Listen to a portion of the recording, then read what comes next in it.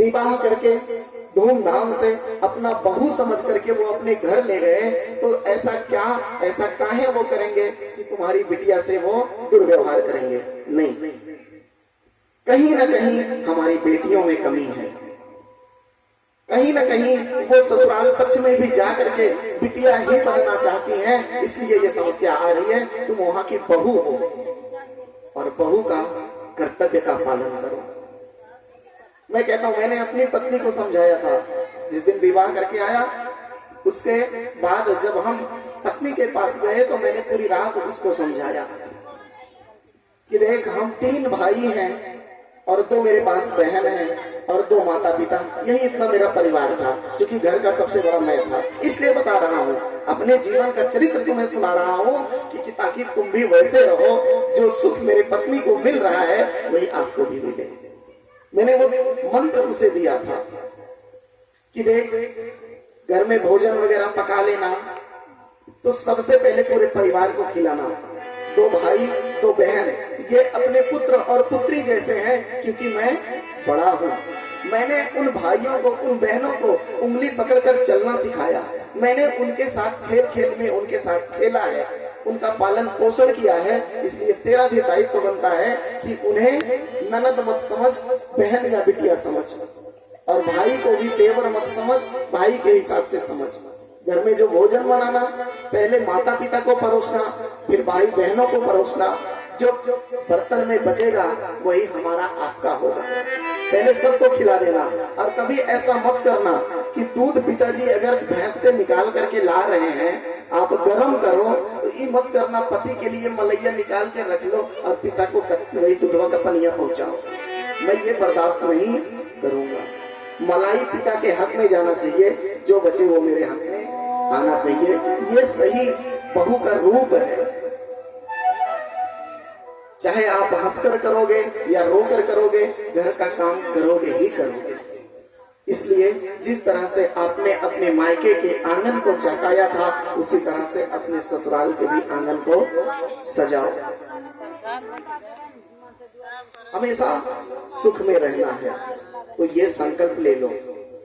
कोई भेदभाव नहीं, कोई बैर नहीं। घर में अलगाव ना 3 कारण से हो जाता है। चीनी, चाय पत्ती, साबुन, निरमा से इसी में अलगाव हो जाता है, समस्याएं यही बढ़ जाती हैं। लाना पति को है, मालकिन पत्नियां बन रही हैं, कमा के उला रहे हैं। अरे हम कह रहे हैं 1 किलो के बजाय 3 किलो लगेगा, इतना तो। लेकिन सबसे सुंदर है कि घर को सजा के चलना, घर को बना के चलना, ठीक है ना। इसलिए घर में बेटियों का सम्मान हो, भ्रूण हत्या बंद करो। कभी कोई जांच, आज अभी भैया के यहाँ एक नन्हा सा बालक आया, बड़े धूमधाम से लोगों ने मिष्ठान वगैरह जो भी था, मैं भी द्वार पर गया था, बड़ा अच्छा लगा। ये संस्कार होना चाहिए। उस बच्चे के पद चिन्ह को रखना चाहिए, उसको बताना चाहिए। जब तू नन्हा सा था तो इतने बड़े बड़े से तेरे पैर थे, आज तुझे 8 नंबर 9 नंबर 10 नंबर के चप्पल लगने लगे, तो तू बातू नहीं कर रहा है। इसलिए उसको रखना चाहिए। और इस भगवान के माई काहे खड़ी हो रही हो, जाना है क्या? कथा के बीच से नहीं जाते, तुम्हारे माई बाबू नहीं सिखाए थे का?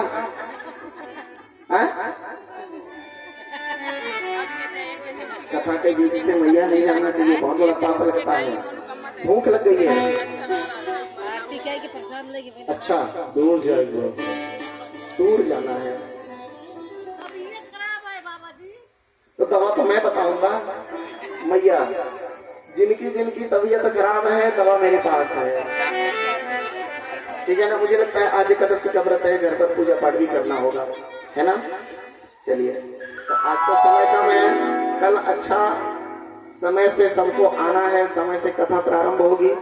4 से 7 ही करें क्या कथवा? नहीं, 3 से 6 ही ठीक है। तो यहाँ तो आप लोग आते नहीं हो, 4:30 बजे तक यहाँ कोई नहीं आया था, तो हम क्या करें? 4 बजे तक आप लोग नहीं आओगे तो कथा कैसे होगी, है ना। तो कल से 3 बजे सबको यहाँ आ जाना है, सारी तैयारियों के साथ। और परसों भगवान का जन्म होगा, परसों भगवान का जन्म होगा। कल का भी प्रसंग बहुत उत्तम है। आज तो जब लोग जाने लगते हैं ना तो सिस्टम कम हो जाता है, फिर बोलने का मन नहीं करता। तो इसी के साथ